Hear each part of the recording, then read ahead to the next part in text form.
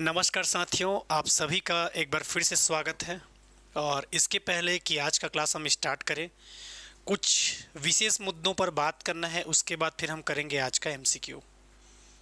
तो जैसा कि आप लोग थंबनेल में देख पा रहे हैं, 60 दिनों में कैसे आप पंचायती राज को कंप्लीट करें, इस मुद्दे पर बात करेंगे।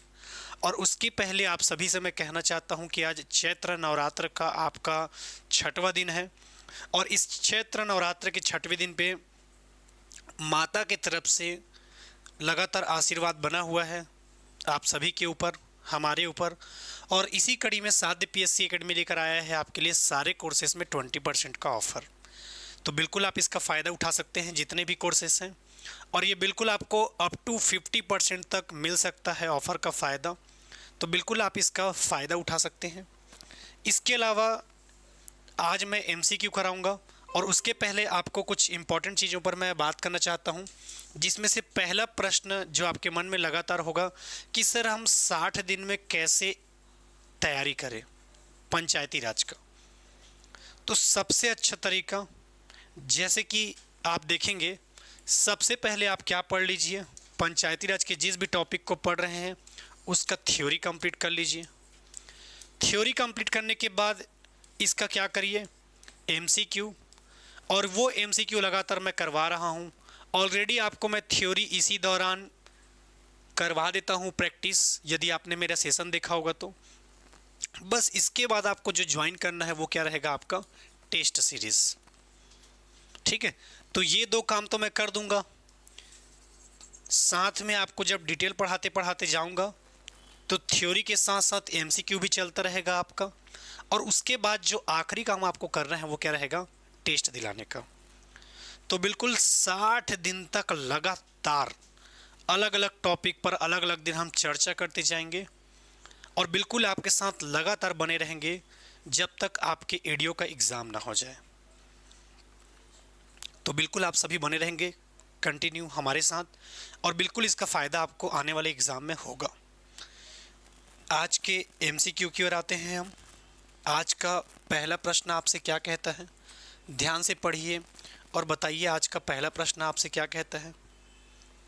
पहला प्रश्न आपसे कह रहा है, ठीक है, पंचायती राज का पहला प्रश्न, निम्न में से क्या सही है विशेष बैठक के संदर्भ में।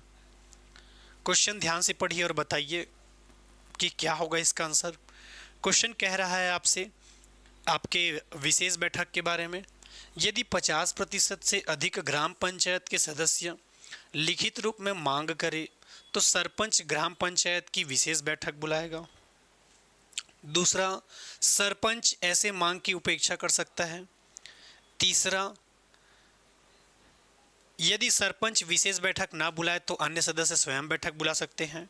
चौथा, विशेष बैठक की सूचना सचिव जारी कर सकता है। और विशेष बैठक के लिए जनपद पंचायत की अनुमति लेना आवश्यक है। बताइए इसका आंसर क्या होगा।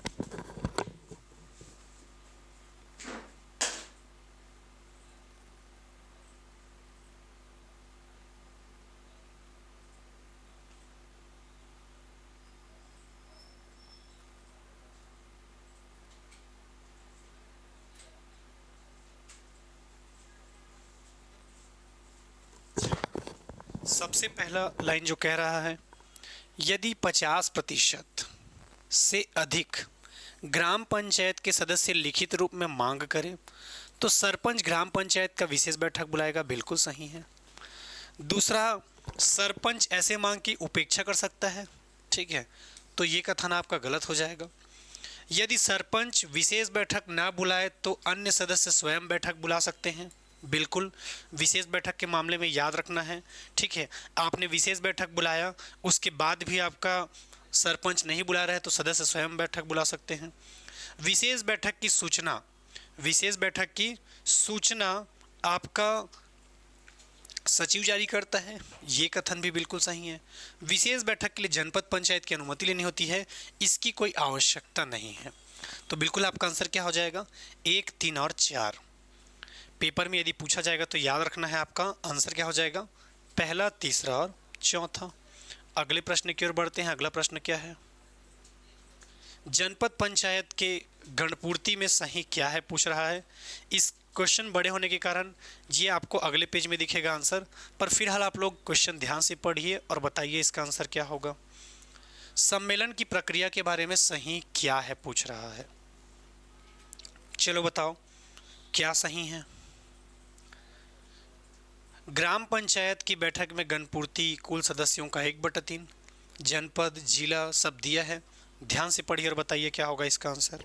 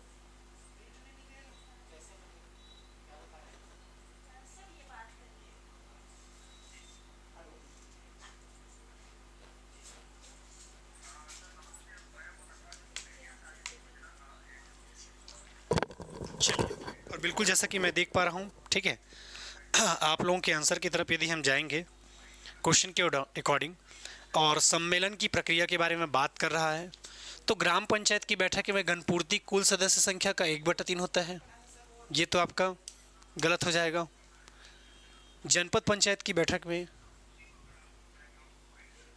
गणपूर्ति कुल सदस्य संख्या का 1/3 सही है। जिला पंचायत ने की बैठक में गणपूर्ति कुल सदस्य संख्या का 1/3 ये भी सही है। ग्राम पंचायत की बैठक में गणपूर्ति कुल सदस्यों का 50%, ठीक है, तो 1/2 या उसे ही हम क्या कहते हैं 50%, तो ये भी बिल्कुल सही है। जनपद पंचायत की बैठक में 50%, ये कथन आपका गलत है। 6 जिला पंचायत में 50%, ये भी गलत है। ग्राम पंचायत की बैठक में 2/3, ये भी, जनपद में 2/3, जिला में 2/3, तो आंसर क्या हो जाएगा आपका 2, 3 और 4।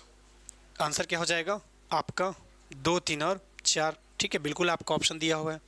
दूसरा इंपॉर्टेंट चीज़ जो आपको पेपर के दृष्टिकोण से याद रखना है, गणपूर्ति के मामले में यदि बात कर रहा है तो आपको क्या चीज़ याद रखना है गणपूर्ति में।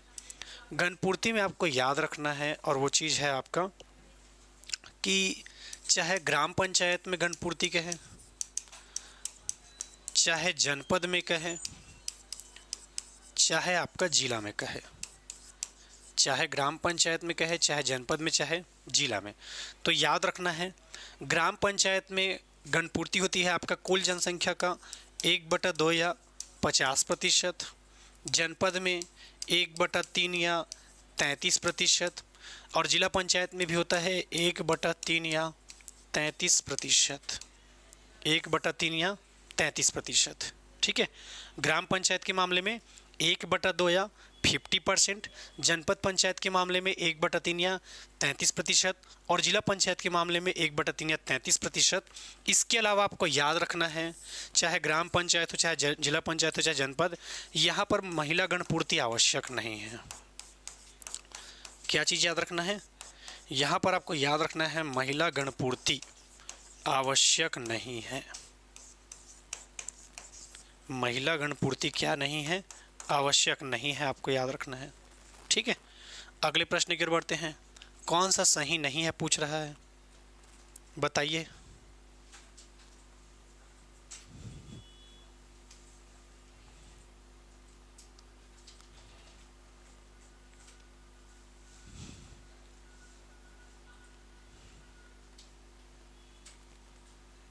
कौन सा सुमेलित नहीं है पूछ रहा है।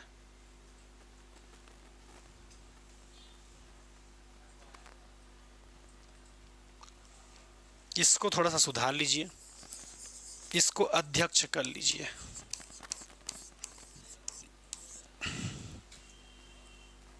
चलिए बताइए।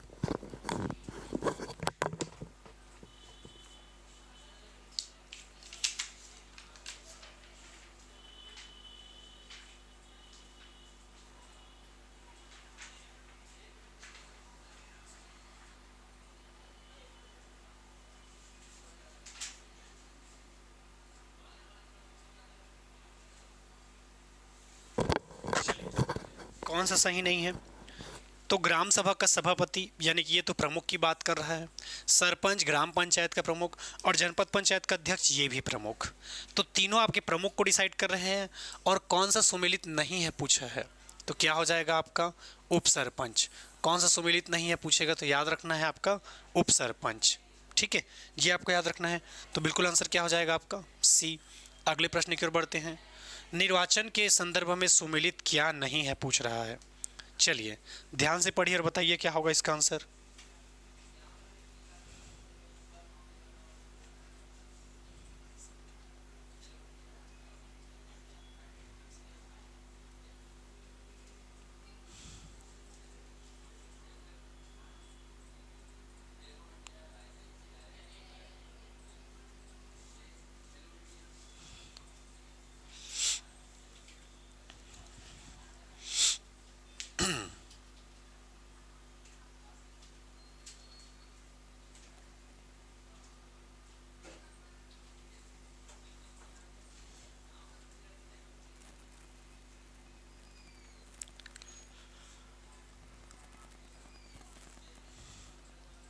चलिए, निर्वाचन के संदर्भ में क्या सुमेलित नहीं है पूछ रहा है।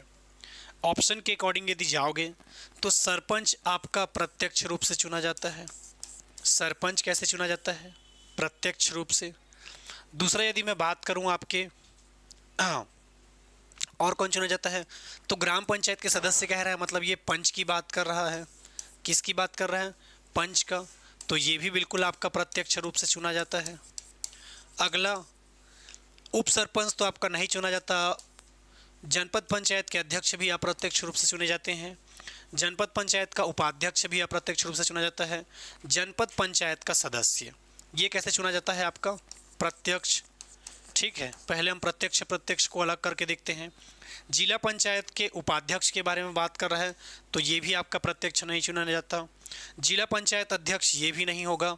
जिला पंचायत सदस्य आपका प्रत्यक्ष रूप से चुना जाता है। तो बिल्कुल फिर इसका आंसर क्या हो जाएगा? 1, 3, 6 और आपका कौन सा हो जाएगा? 9। 1, 3, 6 और 9। तो बिल्कुल आंसर क्या हो जाएगा? सी। अगला प्रश्न, पंचायत के लेखाओं का अंकेक्षण कौन करता है? चलिए ध्यान से पढ़िए और बताइए, पंचायत के लेखाओं का अंकेक्षण कौन करता है? पहला, पंचायत एवं ग्रामीण विकास विभाग। दूसरा, राज्य सरकार के नियंत्रणाधीन स्वतंत्र अंकेक्षण संगठन। अगला है आपका कलेक्टर और अगला है आपका सचिव पंचायत विभाग। पंचायत की लेखों का अंकेक्षण कौन करता है? सचिव ग्राम पंचायत, कलेक्टर, पंचायत एवं ग्रामीण विकास विभाग, बल्कि आंसर क्या हो जाएगा? राज्य सरकार के नियंत्रणाधीन, राज्य सरकार के नियंत्रणाधीन स्वतंत्र अंकेक्षण संगठन। तो बिल्कुल आंसर क्या हो जाएगा? बी। अगला प्रश्न, पंचायत सेक्टर की उस योजना का क्या नाम है जिसमें व्यावसायिक परिसर निर्माण का प्रावधान है? ग्रामीण निर्माण योजना, मुख्यमंत्री ग्राम उत्कर्ष योजना, ग्राम विकास योजना या डी है उपरोक्त में से कोई नहीं। पंचायत सेक्टर की उस योजना का क्या नाम है जिसमें व्यावसायिक परिसर का निर्माण का प्रावधान है? ग्रामीण निर्माण योजना, मुख्यमंत्री ग्राम उत्कर्ष योजना, ग्राम विकास योजना या फिर आपका उपरोक्त में से कोई नहीं। तो उस योजना का क्या नाम है जिसमें व्यावसायिक परिसर के निर्माण के बारे में बात कर रहा है? तो याद रखना है वो क्या है आपका? ग्राम विकास योजना, ग्राम विकास योजना। तो बिल्कुल आंसर क्या हो जाएगा? सी। अगला प्रश्न, ग्राम पंचायत में खाद्यान्न हेतु, ग्राम पंचायत में ग्राम पंचायतों द्वारा जरूरतमंद व्यक्तियों को निःशुल्क खाद्यान्न की व्यवस्था कराने का प्रावधान इस राज्य के पंचायत अधिनियम 1993 में किस वर्ष संशोधन से आपका शामिल किया गया है? 2002, 2003, 4 या 2008? तो याद रखना है क्या हो जाएगा? 2004। क्या हो जाएगा? 2004। ये आपको याद रखना है। अगले प्रश्न की ओर बढ़ते हैं। अगला प्रश्न कौन सा है? इस राज्य के ग्रामीण क्षेत्र में सामाजिक सुरक्षा पेंशन स्वीकृत करने का अधिकार किसके पास है? ये क्वेश्चन व्यापम का फेवरेट है। बार बार यहाँ से वह ये इस प्रकार के प्रश्न पूछता है कि सामाजिक सुरक्षा पेंशन के बारे में बात कर रहा है। सामाजिक सुरक्षा पेंशन के बारे में बात कर रहा है तो आंसर क्या हो जाएगा? जनपद पंचायत को। क्या हो जाएगा? जनपद पंचायत को। तो बिल्कुल आंसर क्या हो जाएगा? सी। अगला प्रश्न, निम्नलिखित में से कौन सा कथन सही है?